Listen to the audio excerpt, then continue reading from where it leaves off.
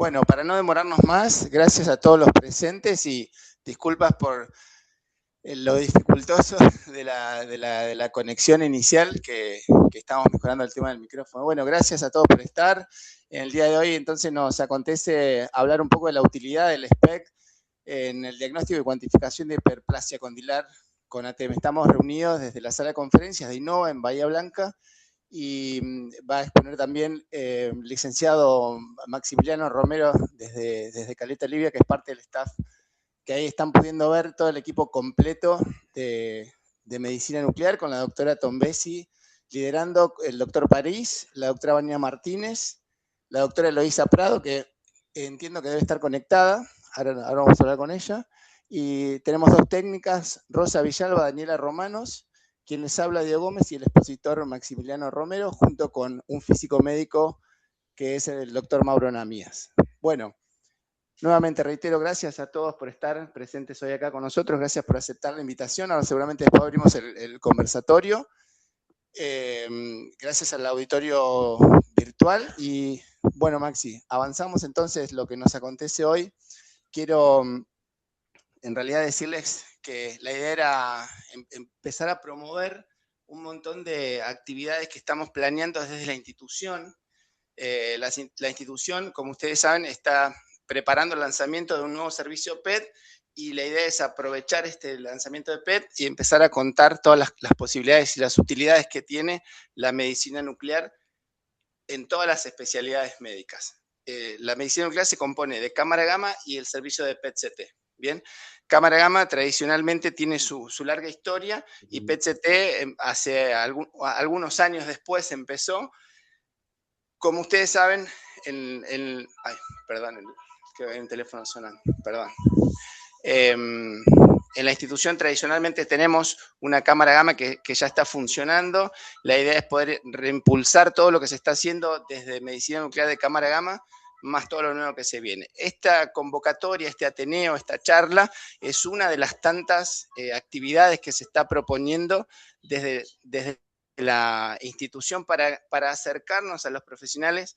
Entendemos la necesidad de comunicar, de compartir, de entrenar y de abrirnos a la población en general, a la población, cuando digo general me refiero a pacientes y profesionales, y cuando digo profesionales es poder vincularnos de una manera en la que pueda haber un feedback cuando sea necesario, cuando haga falta.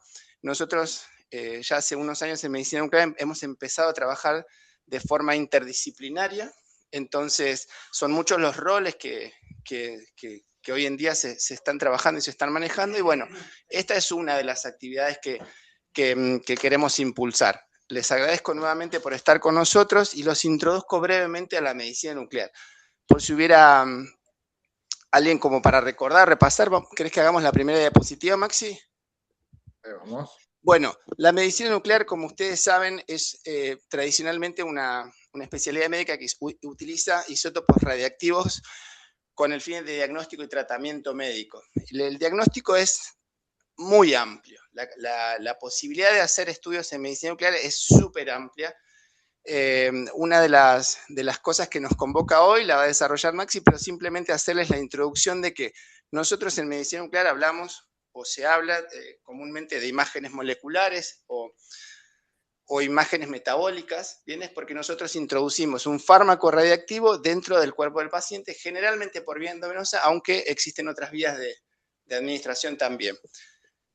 Básicamente lo que tenemos que llevar como idea de hoy es que nuestra institución trabaja con las habilitaciones de la Autoridad Regulatoria Nuclear, lo cual nos permite trabajar de forma segura, manipular el material radiactivo de forma segura, y con profesionales que los están viendo, que son los encargados de poder llevar adelante los informes médicos, los estudios y la manipulación de todas estas sustancias que, si bien tienen un riesgo o conllevan un riesgo asociado, en manos de profesionales se vuelven seguras y ayudan al diagnóstico o a patologías o a información necesaria a los profesionales que no se podría conseguir de otra manera. Nosotros hablamos de justificación de la práctica cuando hablamos de uso de material radiactivo en pacientes. No hay otra forma de llegar a ayudar al paciente si no usamos un poquito de material radiactivo en este caso. Por supuesto que hay guías, recomendaciones, y que los estudios están debidamente justificados. Entonces, uno habla de radiación y la palabra a veces suena fuerte o suena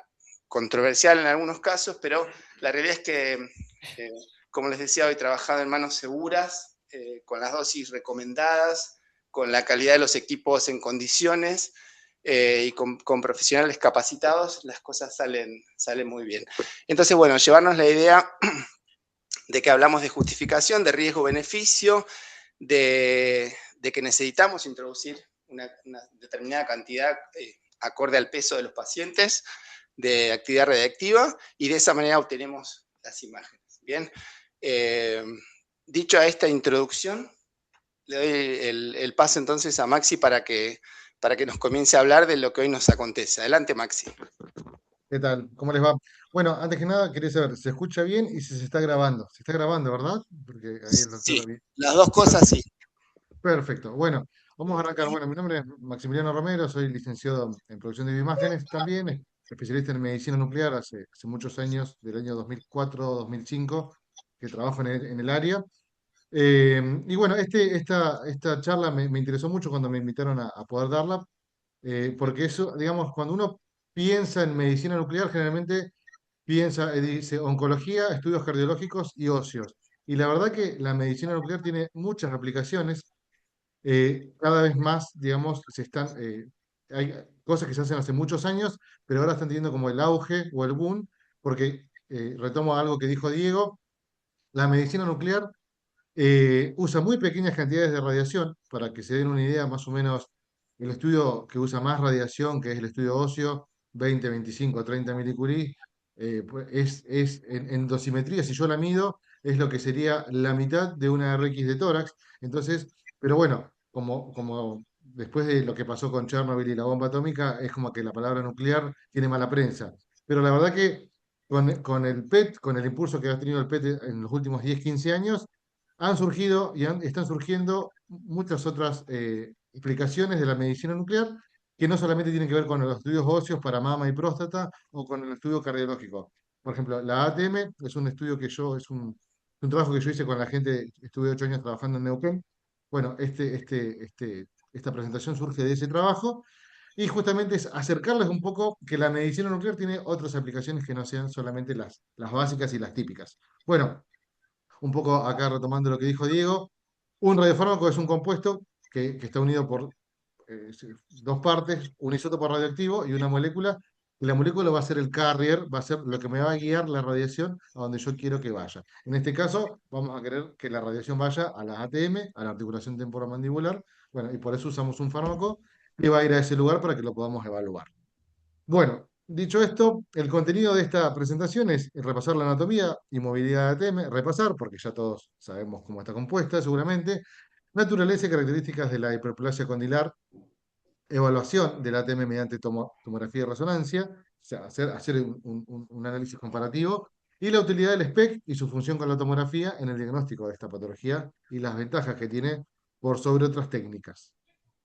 Esto, más allá de que sea una presentación, también es una charla un poco abierta. Bueno, perdón, esto me salga un poco del libreto, pero si me quieren hacer preguntas o lo que o las anotan y después al final hacemos un espacio de preguntas, no hay problema.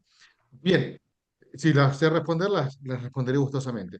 Bien, haciendo un repasito de anatomía, bueno, la anatomía y biomecánica, obviamente la articulación temporomandibular es una condiloartrosis, tiene un cóndilo, el cóndilo de la mandíbula que se articula con la cavidad glenoidea del cráneo y tiene un movimiento como que es hacia abajo y hacia adelante. Cuando uno hace el movimiento de masticación, es hacia abajo y hacia adelante. Tiene un movimiento un poco oblicuo. Esta es así como se ve la fosa glenoidea y la articulación con boca cerrada, y de esta manera es como se ve con boca abierta. Voy a poner el puntero láser. A ver, ahí está. Esto me gusta más. Ahí está. Se ve más rojito. Ahí está. Bien, bueno, ahí tienen como un video, un GIF, una animación de cómo trabaja esta articulación. Y es una articulación que trabaja mucho, digamos, porque lo usamos para el habla, lo usamos para masticar, lo usamos obviamente para comer. Es una articulación que tiene mucha importancia en lo que es nuestro desarrollo diario, ¿verdad? Por eso es muy importante estudiarla. Bueno, ahí está la posición normal del disco con boca cerrada y la posición con boca abierta. Todos estos ángulos, obviamente, los cirujanos bucomaxilofaciales van a saber mucho más que yo de esto, pero todos estos ángulos son los que se miden para ver si hay una discrepancia, y si hay una discrepancia o hay una patología, que uno de los métodos de diagnóstico es la medicina nuclear, bueno, ese paciente bajo ciertas condiciones va a ir a cirugía, que vamos a ver avanzada en la charla, vamos a ver bajo qué condiciones indica a veces una cirugía. Y bueno, todos estos ángulos es los que el cirujano mide para poder llevar adelante la cirugía, ¿no? Bien, patologías de ATM puede ser disfunción, desorden o trastorno interno, trauma, hay mucho trauma, ¿no? Accidentes de tránsito y demás traumatismos, inflamatorios como artrosis, artrosis psoriásica, espondilitis, bueno, depósitos de pirofosfato de calcio, artritis crónica. Después tenemos patologías de tipo tumorales, tumores benignos, malignos y pseudotumores. Y bueno, ¿y qué es la hiperplasia condilar, que es la patología que nos convoca hoy? Es una alteración que tiene la peculiaridad de un crecimiento óseo excesivo. O sea, como que un cóndilo crece más que el otro, el hueso está como hipermetabólico y esa es una de las claves. Obviamente, si hay un mayor crecimiento, va a haber un hipermetabolismo. Y justamente como la medicina nuclear evalúa metabolismo, ese hipermetabolismo va a ser claramente visible en un estudio de medicina nuclear. A ver, y eso es un poco lo que yo hoy justo hablaba con un médico endocrinólogo acá, y me decía, ¿y qué ventaja tiene la medicina nuclear, por ejemplo, en patología tiroidea, ¿no? Yendo un poquito del tema. Porque si yo veo un nódulo en eco, pero el nódulo frío lo tengo que punzar. Pero si es un nódulo caliente, no. Claro, el nódulo caliente, digo, está asociado a hipertiroidismo y el nódulo frío está asociado, es una premalignidad, digamos, hay que punzarlo. Pero yo con una ecografía, con un método anatómico, yo veo una masa, no sé si es caliente o fría o si es hipermetabólica o hipometabólica. Bueno, acá lo mismo. Acá puede haber un defecto morfológico en la articulación, en la ATM, pero ese defecto no necesariamente puede estar asociado a un hipermetabolismo. En este caso, sí, lo que yo voy a evaluar con este estudio es si hay hipermetabolismo o no, que es una de las claves de la hiperplasia. Bien, puede ser bilateral o unilateral, produciendo asimetría facial. Por lo general, este crecimiento excesivo produce alteraciones oclusales, funcionales y estéticas, o sea, como que la cara está como, no deformada, pero sí pierde su eje de simetría. Obviamente hay problemas de mordida, ¿no? Y hay varios trastornos más. Y aparte hay dolor, esto ocasiona dolor acá a nivel de ATM. Muchas veces también el dolor de cabeza, la cefalea, es un dolor irradiado del ATM. A veces la mordida está mal, entonces irradia y produce cefaleas. Bien, ¿qué más podemos saber? Es un trastorno del desarrollo que se debe a factores genéticos, traumáticos, funcionales, tumorales y hormonales. Se manifiesta en un rango entre los 10 y los 30 años, o sea, esto es una patología que se da en gente joven, se da en gente joven. Eh, yo todavía estoy en ese rango, así que me puede agarrar. Bueno, la hiperplasia condilar afecta la cabeza y el cuello del cóndilo, el cuerpo y las ramas mandibulares, o sea, toda la articulación en sí, y es una enfermedad autolimitante y deformante. Quiere decir que en un momento deja de crecer sola, y, pero provoca una deformación, una asimetría facial y temporomandibular, donde el crecimiento es desproporcionado al crecimiento fisiológico del individuo. O sea, como que una ATM crece normal y tiene un desarrollo normal y la otra crece mucho, ¿no? Bien, la etiología, el origen. Actualmente los estudios científicos no reportan una etiología exacta para la hiperplasia. Entre sus causas se destacan distorsiones endocrinas, malformaciones congénitas, microsomía hemifacial y atrofia hemifacial. También pueden ser factores ambientales como trauma prenatal, postnatal, infecciones, bueno, deficiencias del aporte sanguíneo e hipervascularización. También puede haber factores funcionales, como interferencias oclusales o hábitos, ¿no? ¿Vieron cuando también, eso pasa mucho en ortopedia, la mala pisada? Cuando uno pisa mal, la zapatilla se empieza a deformar y eso provoca trastornos después a nivel del tobillo. Bueno, acá lo mismo. Hay ciertos hábitos que podrían provocar esta patología. Hay factores hormonales, problemas endocrinos, factores de crecimiento, factores neoplásicos, y factores genéticos como traumatismo y artrosis. Bien, y ahí es donde se ve, por ejemplo, una clara asimetría en estos dos pacientes que tengo acá en la imagen. Esto es una publicación. Eh, Bien, donde me muestra cómo se ve, ¿no? Esta hiperplasia condilar. Fíjense que según publicaciones de PubMed, que es una de las instituciones que reúne diferentes publicaciones científicas más serias a nivel mundial, fíjense que hasta el 2008 había esta cantidad de publicaciones, como que no había tantas referidas. Fíjense que hubo incluso años de que no se publicó nada sobre la patología condilar y su estudio con medicina nuclear. Y fíjense que a partir del 2008, fíjense el crecimiento que tuvo, después bajó un poco y después bajó y subió, pero se mantuvo siempre en este rango. Es un rango que es un rango mucho más alto del que teníamos hasta el 2008.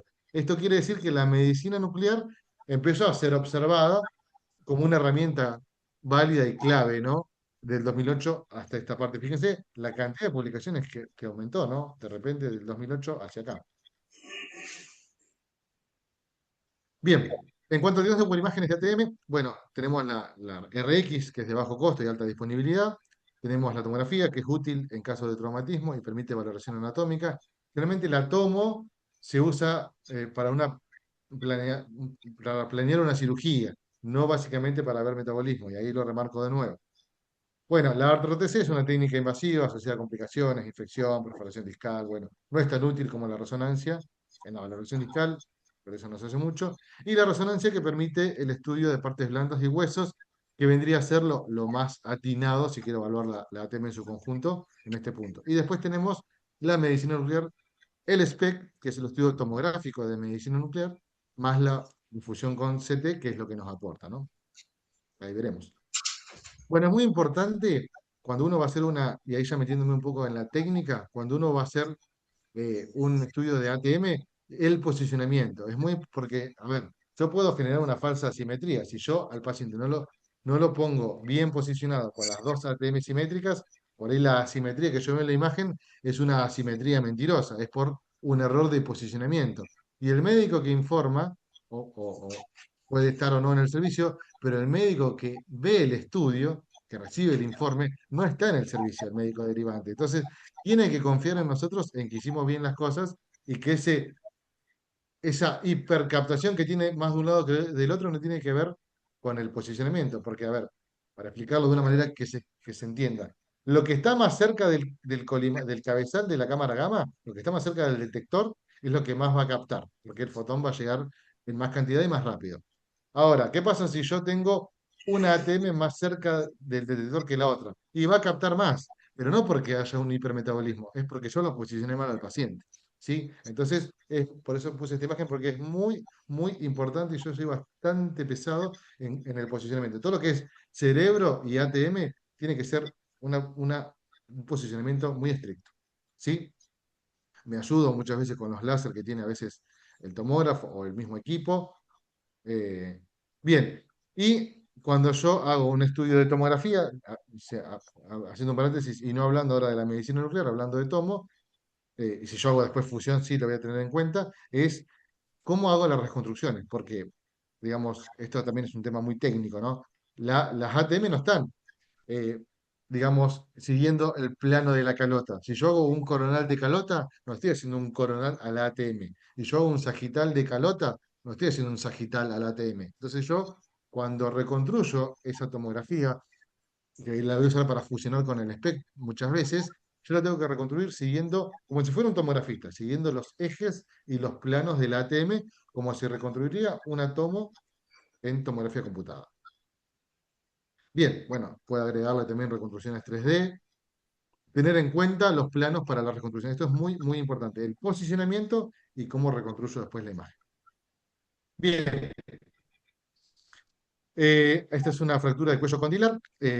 Fíjense ahí se ve con bilateral con desplazamiento. Esto se puede ver en una simple radiografía y después lo confirmo con la tomografía, que, como dije antes, es muy buena para traumatismo.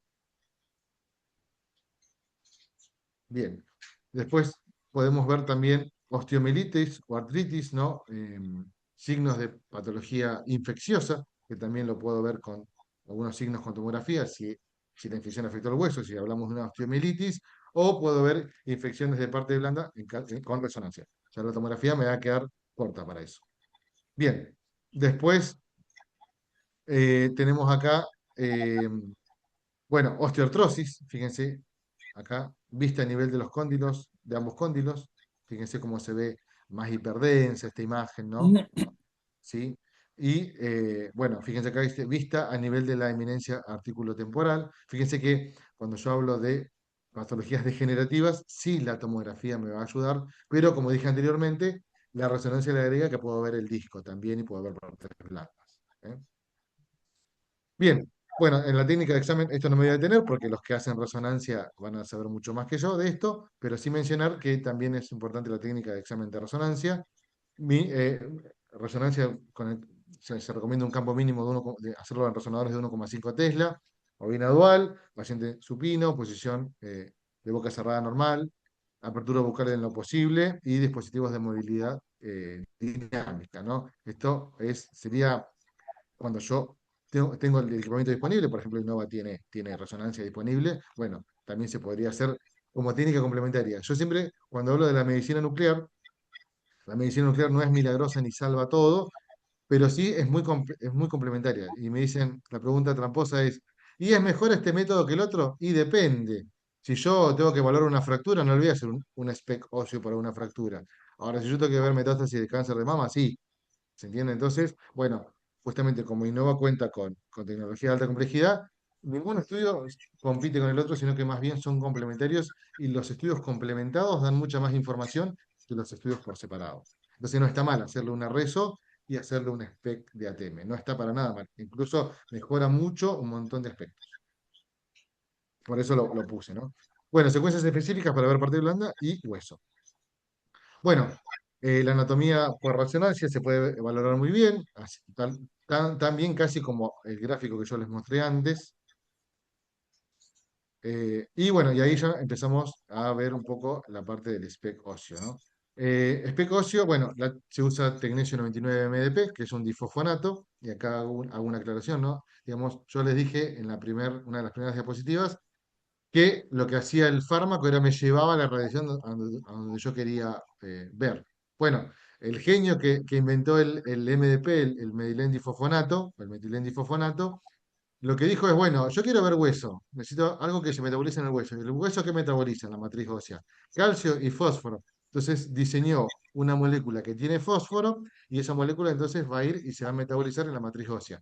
Como la ATM, la articulación está formada por estructuras óseas, obviamente que yo uso esa medicación y va a ir y se va a metabolizar en esa zona. Y también se va a metabolizar en todo el esqueleto, obviamente, ¿no? Pero yo voy a evaluar esta zona. Bueno, 20 a 30 milicurí, depende de la edad y el peso. Obviamente que esto es una referencia de dosis, pero después, obviamente, si el paciente es más chico, se usa menos, y si es más grande, se usa más, como en cualquier técnica, ¿no? Bueno, tiempo mínimo de espera del paciente 2, ideal 3 horas. O sea, la bibliografía y el prospecto del material del MDP me dice que yo a los 120 minutos puedo hacer la imagen. Obviamente que cuanto más tiempo pasa, teniendo en cuenta el decaimiento también del fármaco, a las 3 horas sería lo ideal, porque yo tengo la mejor relación blanco-fondo. O sea, veo bien el hueso y veo poco fondo, poco tejido que no es hueso. Se utiliza, bueno, cabezal y posicionamiento como para tomografía de cráneo o SPEC cerebral, ¿sí? O sea, el posicionamiento, le digo, es muy importante y uso el mismo soporte para cabeza que para hacer un SPEC de cerebro o una TC de cerebro. No puede estar en la camilla, porque si está en la camilla, no tengo ningún soporte, no podría poner un soporte sobre la camilla que me sostenga. Bueno, nada, si no tengo el soporte de cráneo, ¿puedo hacer una TM? Sí, lo puedo hacer. Me tengo que idear la forma de que la cabeza quede estrictamente bien posicionada y no se mueva, ¿sí? Bien, bueno, esta es una imagen, así como se ve un SPEC antes de reconstruir. Ahora, quédense tranquilos que la imagen es más linda, prometo.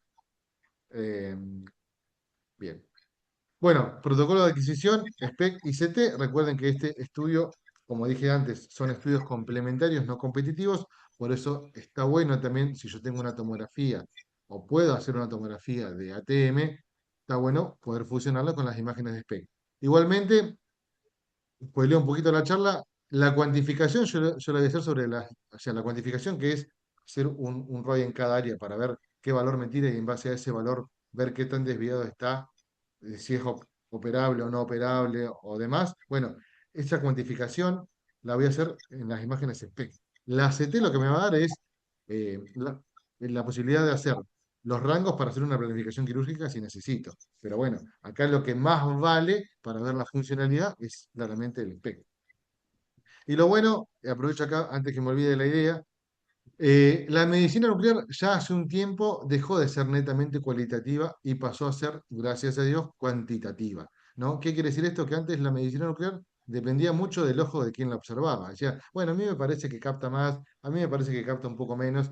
Ahora hay muchas herramientas, incluso esta herramienta de ATM se usa, yo puedo cuantificar y me da un valor numérico. Entonces ya eso se aleja de la subjetividad, no es lo que al médico informante le parece, sino que lo que es. O sea, se hace un ROI y eso tiene un valor de cuentas, ¿no? Obviamente el ROI siguiendo un estándar y demás.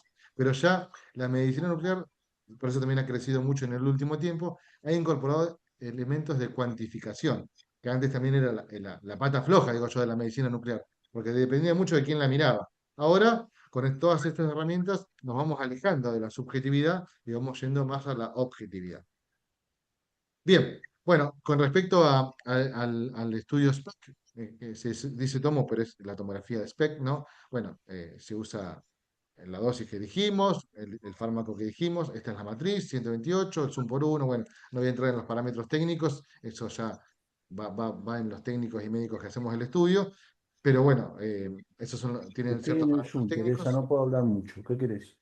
Y después Claro. tenemos acá los parámetros para Sí, sí, realizar sí. la Sí, sí. tomografía. ¿Sí? Bien, fíjense, bueno, la tomografía en lo que es en medicina nuclear tiene dos funciones. Primero, poder ubicar la lesión anatómicamente con exactitud. La tomografía es muy buena para dar exactitud de ubicación topográfica. Y también me permite hacer corrección de atenuación. Yo puedo corregir tejidos eh, que atenúan el foco que yo quiero ver. Ahora, en ATM no va a haber problema porque acá hay poco tejido blando y no hay mucho tejido que me atenúa. Pero si yo tengo que hacer un abdomen, una columna, por ejemplo, ahí sí va a estar buena la corrección de atenuación. Pero bueno, eso sería tema para otra charla. Bien, los parámetros de tomografía, recuerden que yo hago un pitch menor a uno, obviamente, porque como es una estructura tan pequeña, se usa pitch menor a uno, se hacen cortes finos porque es una estructura pequeña, o por lo menos se puede adquirir con cortes de 3 milímetros, pero después reconstruirla con cortes más finos. Bueno, y acá tengo una publicación que traje de la Lasmin Journal, que dice, esta tabla se mostró que la diferencia máxima entre dos cóndilos sanos era del 8%. O sea, si yo cuando hago esa cuantificación que yo les dije, yo hago un ROI en cada ATM, que ahora vamos a ver fotos, y me da un porcentaje de captación. Bueno, ese porcentaje de captación, la diferencia no puede ser 60-40 o 50, o, no sé, 80-20. Tiene que ser no más del 8%. ¿Sí? Dice, la diferencia, digo de nuevo lo mismo, la diferencia máxima entre los dos cóndilos sanos era del 8%. Si es por debajo de 8, estamos bien. Si hay una diferencia de más del 8, ya es dudoso, como lo ya descrito en otras series publicadas. Lo que nos permite considerar, dice, un valor de 10% como el límite superior de normalidad. Como que hasta 10% se puede considerar normal. Si hay una diferencia de más de 10%, entonces ya hablamos de patológico. La recopilación de los casos permitió establecer varias observaciones. La relación mujer-hombre fue de 12,5, quiere decir que afecta más a mujeres que a hombres. Y la derecha-izquierda fue de 3 a 4, quiere decir que afecta más a mujeres y más del lado derecho, ¿no? La edad media del diagnóstico fue de 17 años, o sea, gente joven, pacientes jóvenes, y el motivo principal de consulta era la asimetría facial, ¿no?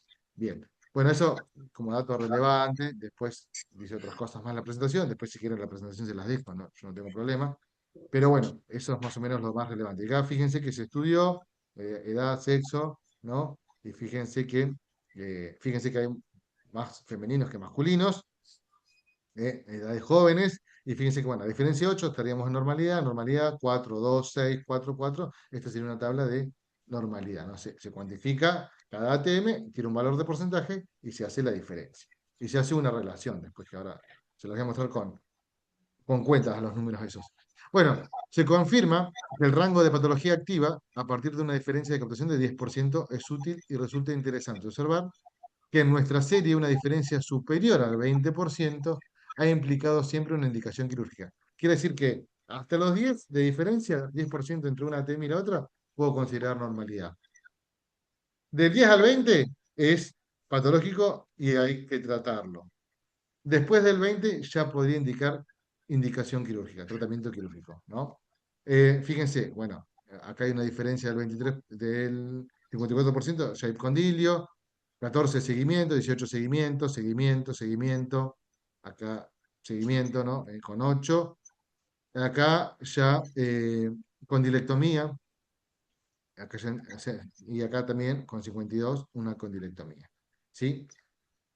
Bien. ¿Por qué realizar un SPEC ICT que me aporta? Bueno, en la imagen molecular, el papel principal de la gamografía consiste en valorar la actividad metabólica condilia del intercambio fosfocálcico, ayudada por la cuantificación del SPEC, con el fin de definir la conducta. O sea, obviamente yo, teniendo ese rango de 10%, 20%, obviamente, y ese dato lo saco únicamente del SPEC, no hay otro dato, no hay otro método que me dé ese dato. La introducción de la cuantificación permitiría encontrar un valor umbral que podría apoyar la indicación quirúrgica. Esto es muy importante. Bueno, imagen anatómica, si yo hago la fusión con CT, permite valorar la morfología ósea de la región y medir determinados ángulos y asimetrías para una planificación quirúrgica. Es lo que yo les dije antes, ¿no? La definición de la conducta y la diferencia porcentual que hay entre una ATM y la otra me lo va a dar el SPEC. Si yo no tendría la tomo, igual el SPEC me sirve un montón. Ahora, si ya se va a planificar una cirugía, yo diría, si va a ser esos pacientes que están por encima del 20% de diferencia, ahí sí por ahí me vendría bien hacer una tomografía para planificar la cirugía, ¿no? En base a la imagen anatómica. Bien, con la función de imágenes podemos observar la extensión y afectación anatómica exacta de la enfermedad activa, cuantificando el metabolismo aumentado o normal. Bien, acá tienen las imágenes, esas son imágenes propias que yo hice en diferentes estudios. Fíjense cómo ya visualmente ya se ve, ¿no? La, la ATM de izquierda sería, como la tomografía, ¿no? Se ve la derecha a mi izquierda y la izquierda a mi derecha. Esta ATM se ve más aumentada que la otra, ¿no?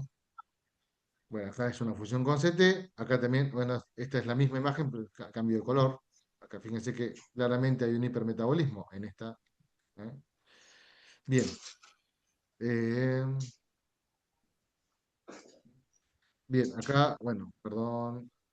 Acá, bueno, hice la misión, rotele, eh, la imagen que yo les dije, no, esta es la derecha, esta es la izquierda. Bueno, este es el clivo, se toma para hacer un ROI de fondo. Y yo hago, o sea, a ver, lo importante acá es que el ROI sea del mismo tamaño, porque eso también es, si no, voy a estar creando una falsa cuantificación. Si yo hago un ROI de este tamaño para la izquierda y otro ROI más grande, obviamente que va a abarcar más área y va a tener más cuentas y obviamente el porcentual va a aumentar. Entonces yo lo estoy curando o enfermando de acuerdo al tamaño de mi ROI. Por eso también hay que hacer, por eso, como decía Diego, estos procedimientos hay que hacerlo con gente que realmente esté formada en el método y esa es la idea de Innova, ¿no? Como institución. O sea, yo tengo que hacer el mismo ROI, porque si yo hago un ROI más chico que el otro, o más grande que el otro, obviamente que van a haber diferencias, pero esa diferencia es artificial. Es porque entraron más fotones o entraron menos fotones. Entonces yo lo que hago cuando hago estos procesamientos, hago un ROI y copio ese mismo ROI y lo pongo en el otro lado. Entonces yo me aseguro que sea exactamente el mismo tamaño, ¿sí? No importa que las ATM sean de distinto tamaño, porque acá no estoy valorando el tamaño del ATM, lo que estoy valorando es la actividad metabólica, ¿sí? Si tengo muy bien definido el tamaño de la otra, lo podría hacer, pero a veces las diferencias no son tan enormes como acá, al ojo no son tan enormes, en la cuenta después del equipo sí. Entonces, lo más común es copiar el mismo ROI y ponerlo del otro lado, ¿sí? Bien, bueno, acá tengo otra vez las cuantificaciones. Esta es la imagen de SPEC sin CT, solo, este solo SPEC es lo que se podría hacer en Innova claramente. Imágenes SPEC, las cuantificaciones sobre la imagen de SPEC. Y fíjense que acá tengo una diferencia de 41 a 58. No estoy en el umbral quirúrgico, pero sí estoy en el umbral patológico. Esta proporción, este es otro dato que se puede ver, y debería ser del 0,8. Por debajo de 0,8 estaría hablando de anormalidad de patología, y por debajo del 0,65 estaría hablando de podría llegar a definirse una conducta quirúrgica, ¿sí? Entonces, de 0,8 para arriba y ahora les voy a decir porque estoy hablando en potencial, estaría hablando de una normalidad entre 0,65 y 0,8 de patología y seguimiento, y menor de 0,65 estaría hablando ya de definir una conducta quirúrgica. Bien, bueno, estas son las imágenes de CT, bien alineaditas. Fíjense que acá hay una diferencia morfológica, esta está más grande que esta, pero no es artificial, este estudio está bien posicionado, pero claramente esta imagen que se ve asimétrica es porque es una asimetría real. Y me coincide con la captación. Obviamente que para yo asegurarme que no es una asimetría inventada por mi mal posicionamiento, fusiono con el SPEC y fíjense cómo veo el lado izquierdo más hipercaptante, ¿no? Bien, acá también, bueno, tengo las series axiales.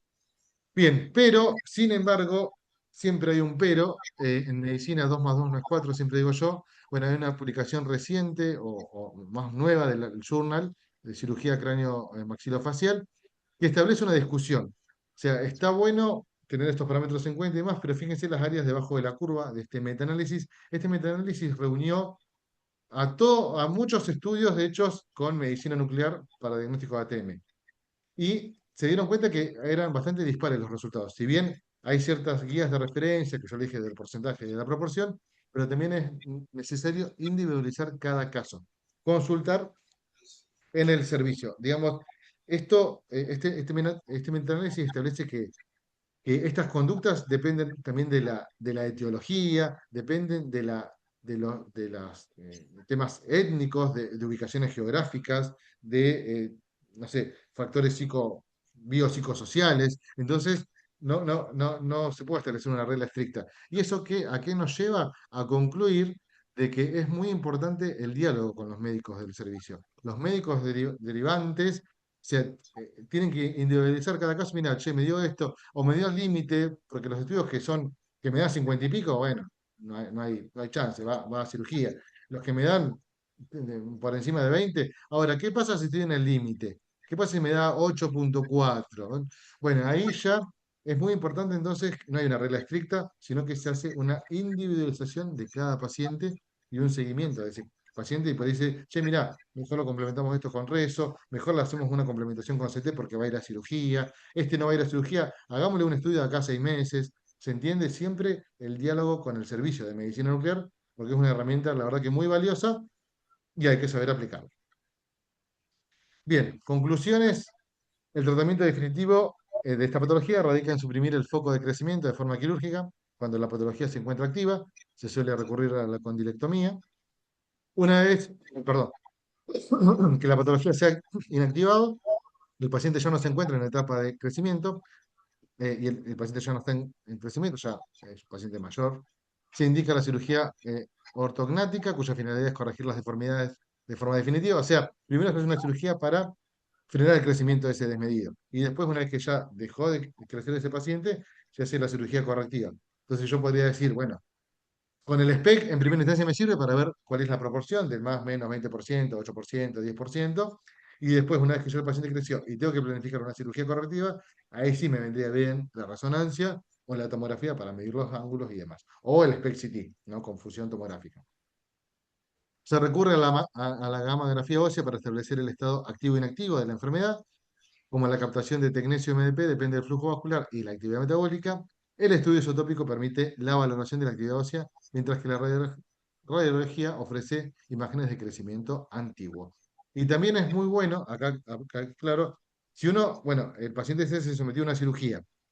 Bueno, ¿cómo evalúo que realmente esa articulación, esa ATM dejó de crecer? Se suprimió el crecimiento. Bueno, después que pasa un cierto umbral de tiempo de la cirugía, porque va a haber respuesta inflamatoria y demás, se indica hacer otro estudio de SPEC de ATM para ver si realmente eso mejoró, si realmente el crecimiento se detuvo. Entonces, no va a haber un hipermetabolismo tan marcado entre uno y otro. El estudio comparativo tiene que ser ese porcentaje Si dio una diferencia del 25%, debería bajar, ¿no? Pero hay que esperar, porque si lo hago muy próximo a la cirugía, va a dar toda una respuesta inflamatoria, va a haber un hipermetabolismo propio de la cirugía y eso también va a ser un falso positivo, ¿no? Bien, eh, fíjense que esto es del 2012, publicaciones y datos, ¿no? Bueno, de acuerdo a los distintos trabajos y publicaciones, se ha demostrado que la fusión de imágenes SPECT y CT demuestra superioridad frente a las imágenes planares o solo SPECT, gracias a su mayor sensibilidad y posibilidad de correlación anatómica. La cuantificación por comparación directa entre ambos cóndilos ofrece la ventaja de ser aplicable en cualquier edad y de no depender de posibles alteraciones metabólicas de la fuente interna de referencia que hayamos elegido. Y por el momento no es posible atribuir una capacidad diagnóstica ni valoración de la asimetría a la gamografía OSI-SPECT. Y su principal aportación consiste en informar la actividad metabólica condilia en un momento determinado y así prever futuras deformidades que permitirán tomar la decisión del tipo y del momento de la cirugía. Bien, necesidad de evaluar y justificar cada caso, siempre, no es una regla estricta, y se confirma que el rango de patología activa a partir de una diferencia de captación de 10% es útil, y resulta interesante observar que en distintas series publicadas una diferencia superior al 20% ha implicado siempre una indicación quirúrgica, por lo que se podría postular asociar el grado de asimetría con un umbral terapéutico. Bien, esta es toda la bibliografía empleada, la que usé para hacer esta presentación. Y bueno, nada. Cualquier duda, consulta, ahí la gente de Innova tiene también mis datos. Quedamos abiertos como todo el servicio, ¿no? Para cualquier consulta que necesiten. Muchas gracias, Maxi. Muchas gracias. Excelente la presentación. Bueno, gracias a todos en realidad por estar hoy nuevamente. Si se unieron después, algunas personas, les damos las gracias por haber estado presentes, por haber escuchado. Y ahora tenemos unos minutitos que queremos aprovechar para hacer un poco de discusión o comentar alguna cosa, o si surge alguna pregunta que quieran hacer. Este es el momento como para ampliar. A mí me gustaría darle el micrófono mientras piensan las preguntas a la directora del Servicio de Medicina Nuclear, la doctora Tombesi. Imagino que es una persona muy, muy conocida en la ciudad, así que gracias por estar con nosotros, por acompañarnos, y me gustaría, por favor, no, pero acércate, pues te va a escuchar así te escucha la...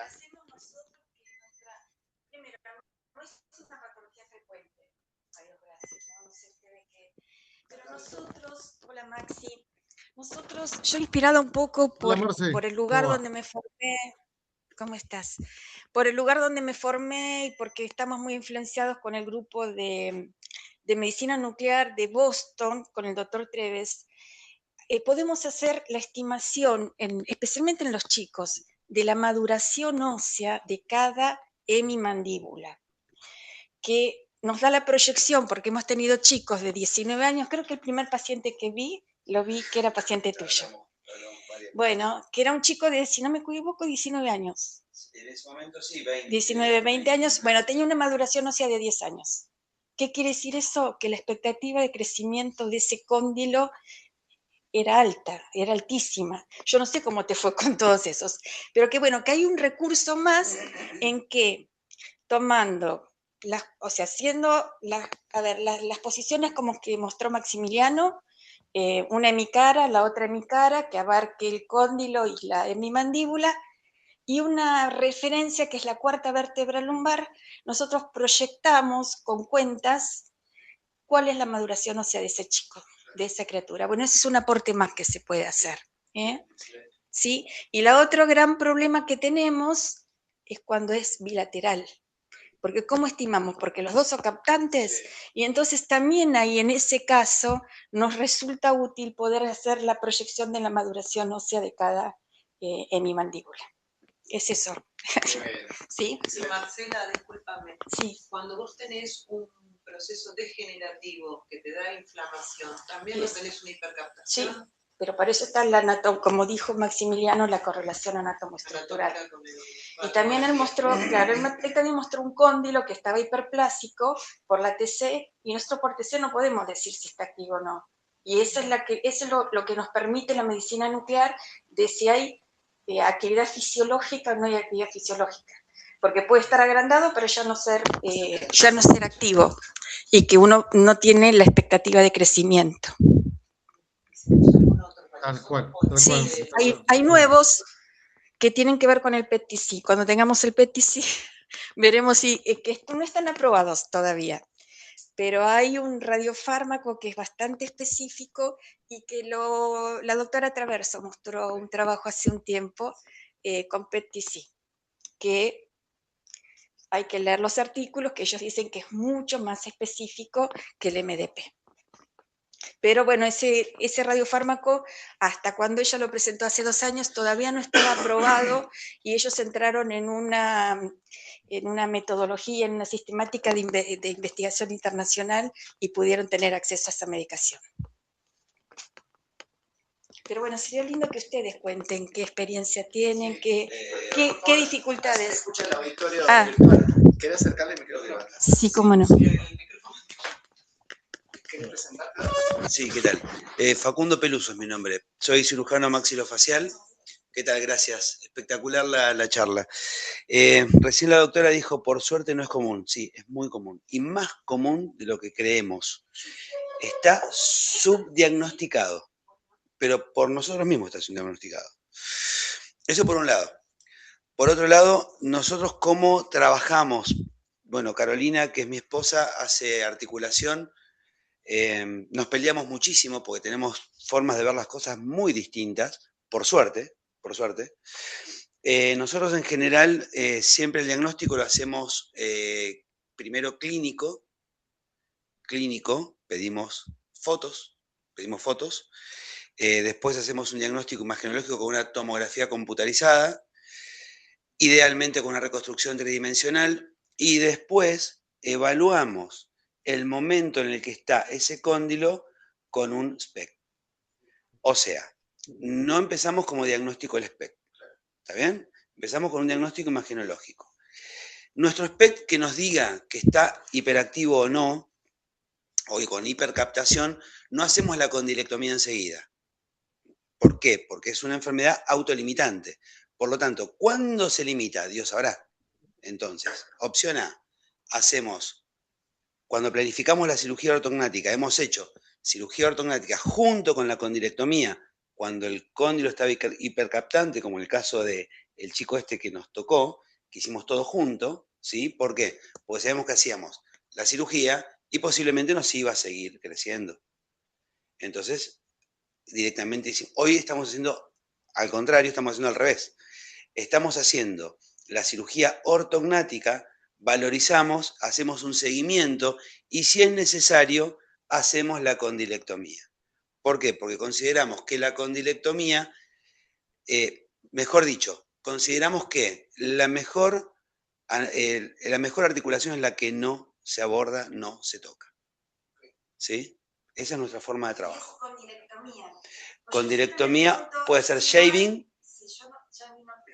¿Por qué no se hace la desfuncionalización del cartílago de crecimiento? Porque lo que capta... Eso sería condilectomía. Eso es condilectomía. Bueno, O shaving. 5 milímetros.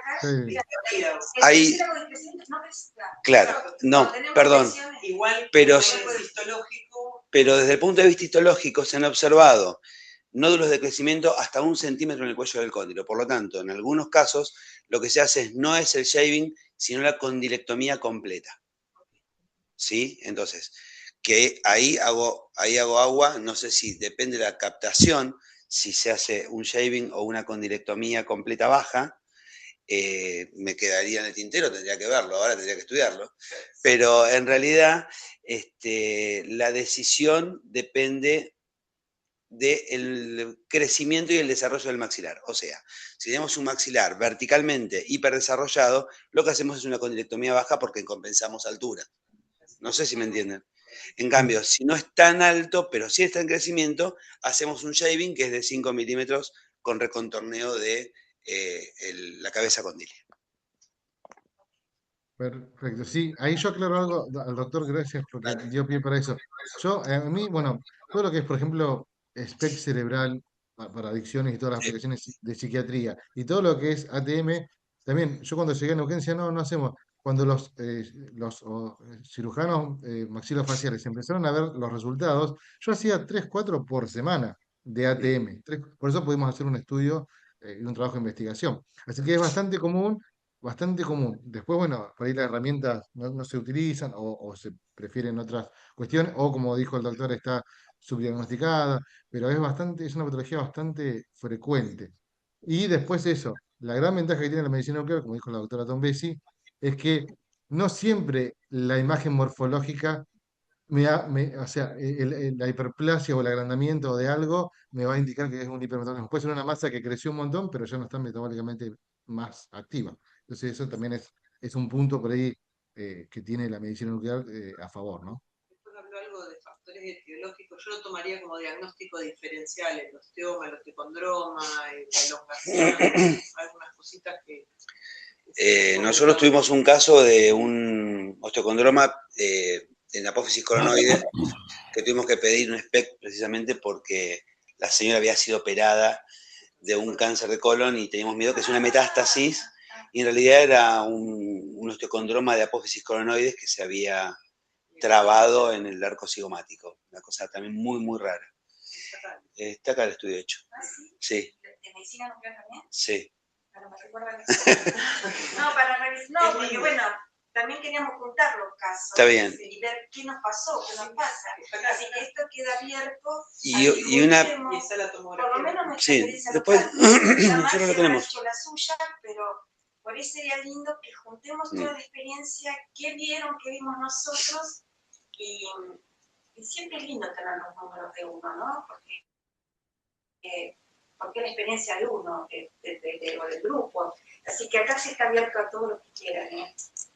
Y otra cosita que me quedó en el tintero, que a veces vemos esos cóndilos agrandados, grandes, con una cabeza gigante, y estamos hablando de un cóndilo que supuestamente nos puede presuponer que está cuando está con diferente al otro, ¿no? Pero también a veces pasa que encontramos un cóndilo finito y delgado. Finito y delgado tomográficamente. Y también es una hiperplasia condilia. La diferencia es un vector de crecimiento horizontal o un vector de crecimiento vertical. Facundo. Tal cual. Bueno, Doc, agradecemos entonces el aporte.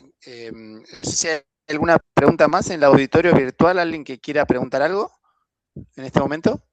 ¿O aportar algo? Bueno. Diego, yo quería aportar una cosa. Sí. No, yo lo que saco de esto, yo no soy especialista ni en imágenes ni tampoco cirujano. Lo que yo, en primer lugar, quiero felicitar a Maxi por la exposición, que a mi criterio fue brillante, la introducción tuya también. No sé si me escuchan. Sí, Y lo doc. que he aprendido un poco de esta presentación, que es realmente un trabajo en equipo. Felicito también a la doctora Tombesi por su intervención. Pero lo que yo veo que es un trabajo en equipo y que es importante, me imagino yo y jerarquizo la importancia de tener en un mismo lugar un equipo que trabaje en resonancia, en tomografía computada y en cámara gamma, que se consulten las dudas y que vean la veracidad del diagnóstico final y por supuesto finalmente la consulta al cirujano, que es el que define. Yo creo que eso, no sé si corríjanme, pero no sé si estoy diciendo las cosas como son, pero me parece que Maxi lo que dio a entrever también la importancia del trabajo en equipo en Tal este cual. tipo de patología. Tal cual, doctor. Yo reafirmo eso, porque justamente es que, con la resonancia puedo ver bien las partes blandas del disco. Con la tomografía puedo medir ángulos con exactitud. Y veo el metabolismo con la tomo. Entonces, Sinova cuenta con los recursos, porque tiene tomógrafos, tiene resonadores. Es un trabajo realmente interdisciplinario. Y la medicina por imágenes actual va a eso, porque yo, las charlas que doy últimamente, hablo de eso. La medicina nuclear no es milagrosa, no salva todas las cosas, pero es muy complementaria en muchas cosas y aporta un montón de cosas que otros métodos no. Y nosotros como nucleares nos nutrimos también. Entonces, es un trabajo que hay que hacer a nivel institucional, de aprovechar esos recursos que hay en tomografía, en resonancia, al servicio de los cirujanos, que son los que van a tener que después hacer ese tratamiento, ¿no? Así que sí, coincido totalmente. Bien, bien. Bueno, entonces, como para cerrar, acá no hay más aportes, preguntas, dudas, nada. Yo pregunto, ¿no? Hoy decías, Doc, que estabas subdiagnosticado, dijiste. ¿Cuál es el camino o qué podemos hacer nosotros desde nuestro lado para aportar a mejorar o a hacer algo para que cambie la situación? Yo lo que veo, que más de uno me va a querer matar, pero el subdiagnóstico es clínico pediátrico.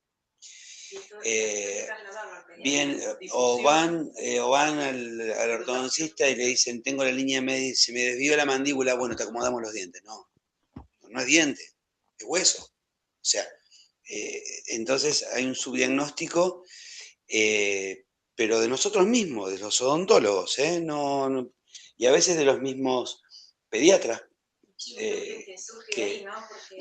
que no vemos la patología. Muchas veces los odontólogos vemos dientes y no vemos el bosque. Los pediatras ven los mocos y no ven una linda línea también para tirar, sí, para que tenga pero una bueno, llegada a través de, por ejemplo, la Sociedad Argentina de Pediatría, que nosotros acá tenemos una filial, para hacer un día de concientización o una charla de concientización, porque es importante. Y aparte yo como hago otras cosas, que a veces los trastornos de glutorio, gente que viene con trastornos de glutorio nos hemos dado cuenta. Claro. Y digo, pero acá no hubo semiología, acá nadie se fijó cómo come, nadie se fijó cómo mueve, y que también es un canal donde uno ha detectado alteraciones que yo no sé si le llegaron a ustedes. Pero bueno. Lo que pasa es que también hay modas. Yo creo que hay modas. O sea, ¿a qué me refiero con modas? Empiezan a aparecer las vedettes. Cuando yo estudié hace unos cuantos años, hace 30 años que hice la facultad, la articulación temporomandibular curricularmente no existía. A ver, no existía, la veíamos en anatomía. Y se acabó. Después aparecieron, cuando yo tuve la oportunidad de ir a otros lugares, empezó a aparecer la patología articular propiamente dicha. Ahora estamos con síndromes de apneas de sueño, que hasta hace 5 años nadie hablaba de una apnea de sueño. Nadie lo hablaba. Hoy están apareciendo cosas que, bueno, yo digo siempre, son modas, son vedettes que aparecen y está bien que aparezcan, porque empezamos a mirarlas. Bueno, Doc, muchas gracias por el aporte, gracias a todos por estar acá con nosotros hoy. Si nadie tiene algún aporte más o alguna consulta, nada, podemos ir cerrando y agradecemos a todos la presentación. Creo que hay algo en el chat, a ver, perdón, un segundo. A ver, me retiro porque justo tengo que entrar a una clase ahora, así que, pero bueno, gracias a todos por estar. Y gracias por escuchar Maxi. Y bueno, por sus buenas palabras hacia mí. Nos vemos. Chau, chau. Gracias.